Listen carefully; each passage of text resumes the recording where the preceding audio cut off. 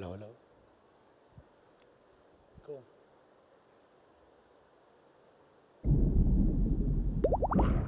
Hello, everyone. We are back with another presentation.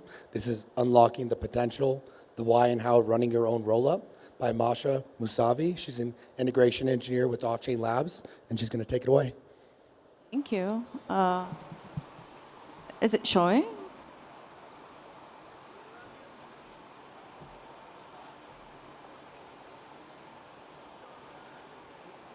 Okay, yeah, it worked. Awesome, thank you. Excited to be here. And yeah, I'll be diving into Arbitrum Orbit, and we'll learn about what is Orbit and how can you launch your L2s or L3s. So a little bit about myself. My name is Mahsa, and I'm an integration engineer at the Offchain Labs. I'm also doing PhD at Concordia University in Montreal. And this is my Twitter if you need to get in touch with me, if you have any questions about the talk, whatever. And this is my website, anyways. All right, so let's dive into the Orbit and do a quick intro. So what is Orbit? So maybe most of you, or even all of you, you've heard about Arbitrum 1 or Arbitrum Nova. These are our public chains that have been live for quite a while now. They have a lot of users, they have a lot of applications, and they have been saving a lot of gas for us so far. So there's this specific piece of technology behind these two public chains that enable them to operate. And what is exciting about Arbitrum Orbit is that the Orbit program allows you to grab that specific piece of technology and then do whatever you want with it. You can even grab Arbitrum 1 and then launch it under a totally different name and branding, but the tech would be the same. So let's look at how Orbit evolved through the time. So when we first launched Orbit, the program, it was only about the L3s, permissionless ones. So it enabled everyone to launch their L3 chains on Arbitrum 1 and Arbitrum Nova. So at that point, there was no need to go through the DAO, no need to get any permission from the DAO, and it was totally permissionless. But if anyone wanted to do their L2 Orbit, they had to go through the DAO. So they need to get the license. So they would go to the DAO Foundation, and they would get the license, and then they were able to launch their Orbit chain. But this caused a lot of frictions, and because there's always this general desire for efficiency, we decided to make it more efficient. So what we did is we did a lot of community calls. There was a lot of DAO talks, calls, and then we decided to come up with an Arbitrum expansion program, which is basically a program that allows everyone to launch their L2 and L3 chains, totally permissionless, no need to get any permission from the DAO, and there's no fee except for you have to pay a portion of your sequencer fees to the DAO because you need, it's kind of a revenue sharing, so you need to share your revenue with the DAO. And it's awesome because let's say you want the best L2 stack that is available in the community, you can just grab it, and you don't even have to go ahead and talk about it publicly beforehand. So so this Arbitrum expansion program is what we call a community source license. So you can grab the tech, it's kind of an open source, but at the same time, you're paying back to the community by sharing the revenue with the Arbitrum DAO. So it's really cool. And so there are two types of Orbit chain, L3 Orbit chains and L2 Orbit chains, as I said. And both of them are permissionless. Both of them, they can settle to any chain that derives its security from Ethereum. It can be Arbitrum 1, Arbitrum Nova. It can be even Base and Optimism, so any chain, basically. So this is really cool about it. And both of these chains can use either Rollup or any trust technologies, which I'm going to go ahead later in the talk and discuss them further. So what is Orbit? How hard it was for us to come up with Orbit. So for Arbitrum 1, the Rollup technology, in order to operate, the way it works is there are some smart contracts that they're deployed on Ethereum L1, and we have Rollup smart contracts, we have bridge smart contracts, that they are all responsible for communication between L1 and L2, and also the security of those communications. So what is Arbitrum Orbit is basically you can grab those same exact smart contracts with very minor modifications, and you can just deploy it on any parent chain. Let's say you want to do an L3 on top of Arbitrum 1, you would go ahead and deploy those smart contracts with those modifications that I mentioned on Arbitrum 1, and then you have your Orbit L3 on R1. And you, of course, you have to do some minor modifications on the node software as well to provide support for that. So was it hard to come up with Orbit? Not quite, but it wasn't really easy either. All right, so why, maybe you have this question of why would you want your Arbitrum Orbit if you have already access to Arbitrum 1 and you can go ahead and use it and interact with it? So there are tons of the reasons that it might push you to do your Orbit chain, which I'm only gonna go through some of them here, but I'm hoping that that will inspire you to think even beyond what I'm gonna describe. So the first one is you can go ahead and totally customize the software, the state transition function. So Arbitrum 1, the way it operates, it's been always in line with Ethereum. So it has this motto that it's always EVM compatible, and it was always like that. But this it doesn't have to be the case for Orbit chain at all. So what you can do is you can grab the tech behind Arbitrum 1, and based on your needs for your protocol, you can do anything, basically. So I have some examples here. Hopefully, they will inspire you. The first one is you can do native account abstraction and directly integrate smart contract wallets in your chain.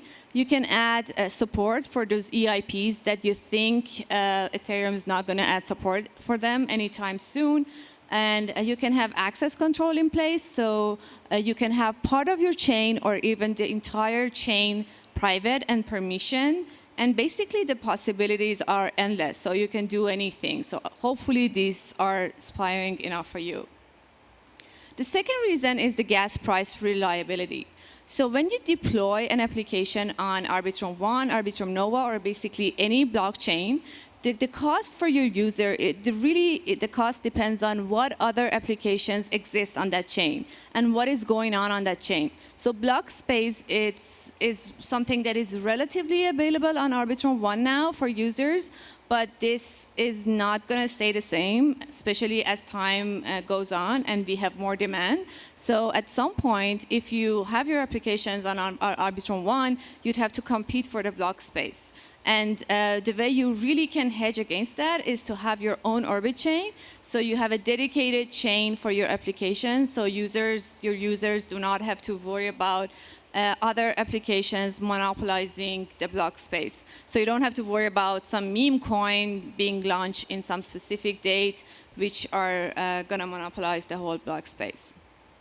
And we have the customized protocol logic as well. So I talked about the customized state transition and the way blocks are produced, but you can totally go ahead and change the protocol logic based on your product needs. So there are some examples here that, again, I hope they will inspire you. The first one is you can incorporate different alternative data availability layers for your chain. So right now, any trust technology, it posts everything to Arbitrum Nova. So it uses Arbitrum Nova as a DA layer. And it's very strong and it's powerful, but it totally is not the only solution out there. So you can use Celestia, you can use EigenLayer or whatever DA you want, and directly incorporate that with your chain. You can develop your own governance system. So right now, our public chains, of course, they're all governed by Arbitrum DAO, but that doesn't have to be the case. So you can grab the tech and you can come up with your own governance system. You can adapt the challenge protocol to refine settlement logic. So this is the topic that has been discussed quite a while in different research forums. And you can even use innovative cross-chain communication methods. So if you've ever used Arbitrum, you know that we have this specific cross-chain communication method called retriable ticketing system. And that perfectly works, but I'm pretty sure there are tons of those methods out there that you can explore. And at the end, you can use a different sequencing model. So sequencing has been a hot topic for a while now in the Rollup ecosystem. So we have decentralized, shared, and distributed sequencing. So based on your need, you can go ahead and plug in those models into your chain.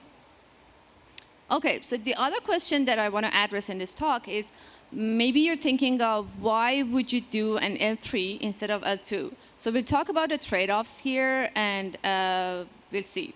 So the first one is the finality speed. So the way rollups achieve their finality for their transaction is through the Ethereum L1. So when you're interacting, let's say with Arbitrum 1, you send your transactions to the sequencer. The sequencer would batch those transactions, and it would post those batches back to L1, Ethereum L1.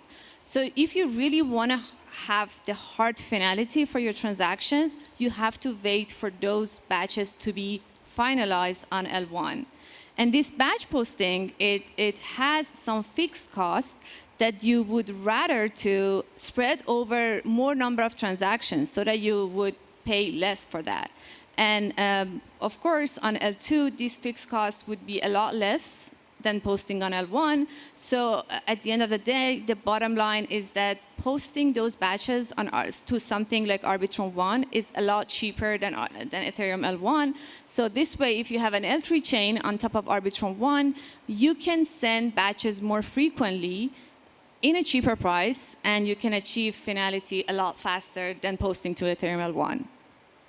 The other thing is support for Arbitrum Stylus. So if you run an L3 on top of a chain that already supports Stylus, you can do a lot of things. So the possibilities with Stylus are endless. So Stylus is a new technology that adds support for writing smart contracts, not only in Solidity, but also in C, C, C++, and Rust. And this opens a lot of opportunities. So if you run an L3 on top of a chain that supports Stylus, I wouldn't be surprised if your L3 chain is way more advanced than the current L2s. So the example is the way Outbox smart contract works on Arbitrum 1, which with Verkle trees, which has been talked about for quite a while on Ethereum, it would be more efficient. But Verkle trees, because they need some primitives that are not available on EVM, on Ethereum, they can be implemented. But on Stylus, they are feasible and possible. So they add a lot of values. And the last but not least is having the cost-effective bridging solutions. So many rollups, they rely on different bridging solutions, different exchanges, and those things that they want their users to be able to interact with. So if you have an L2 on top of L1, your users would need to go through the Ethereum blockchain. So of course, transacting on something like Ethereum is way more expensive than Arbitrum. So if you have an L3 on top of an L2, your users would need way less gas price for interacting with those exchanges and those bridging services. So things to really focus on here would be the token and ETH deposits between two chains, withdrawals, and cross-chain messaging. All right, so let's say you're sold and you want to know how you would launch your Orbit chain. So to launch your Orbit chain on mainnet, we strongly advise you to go through the Rollup as a service providers, because it is a risky process and it has a lot of corner cases. Definitely, we provide support on our Discord, but this is what we recommend generally. But here, I'll walk you through how you can launch your Orbit chain on a testnet. So we provide this very simple UI tool. It's orbit.arbitrum.io. You visit that link, and you have two options. So either you can choose the Rollup or any trust technologies.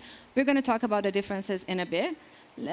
So in a Rollup orbit, in a Rollup technology, the way is, for sure, I'm not going to go through the details of how Rollup works, but let's say you send your transactions to the sequencer. The sequencer, as I said, it batches the transactions, compresses them, and it posts those batches to the parent chain, which in this case would be the L2 chain, let's say Arbitrum 1. So let's say you choose the Orbit Rollup, and then it would open up some very basic configuration for you. You have to choose the chain ID, chain name, And then the challenge period blocks, which are the number of blocks that the dispute periods are going to take. This would be on the parent chain.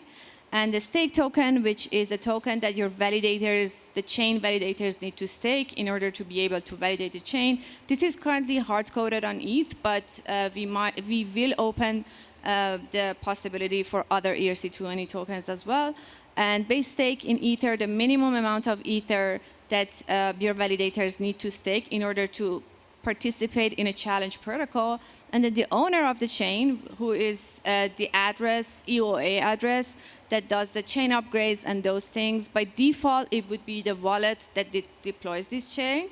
And you can see the gas token, which is hard-coded. You can change it. I'll tell you why. And then you have the batch poster address, which is configured automatically for you. So when you do that, when you deploy your chain on a parent chain, when the deployment transaction has gone through, this will show up, and you have to download 2 files. One of them is for configuration, the node. As I said at the beginning of the talk, you have to change the node to add support for your Orbit. And the other one is the configuration for your Orbit chain. So what you have to do is you download those 2 files, and then you would go to what we kind of like a setup script in a repo that we provide. And there are some steps that you have to go through here. There's a Docker container that you run, and it basically what it does. Oh yeah, this is the setup script link that you go to after you download those files. And then there are some steps, as I said, that you have to follow. There's this Docker that you run. And once you run the Docker with those configuration files that you downloaded already, it would just launch a node with public RPC, which is reachable at your local host at this port. And also, the cool thing is that it runs a Block Scout instance for your Orbit chain. So you have everything at hand. You can use that RPC and plug it into your MetaMask and start interacting with your chain. And that is all done. So now you have, as I said, the RPC link. You have the Block Scout Explorer for your chain. And inside that output info.json file that you download, you have the chain config. You have the core contract addresses for your Orbit chain. And you have the token bridge contract addresses. So everything for your chain sitting there, you're done. So let's say you want to choose an AnyTrust. So what is the difference between AnyTrust and Rollup?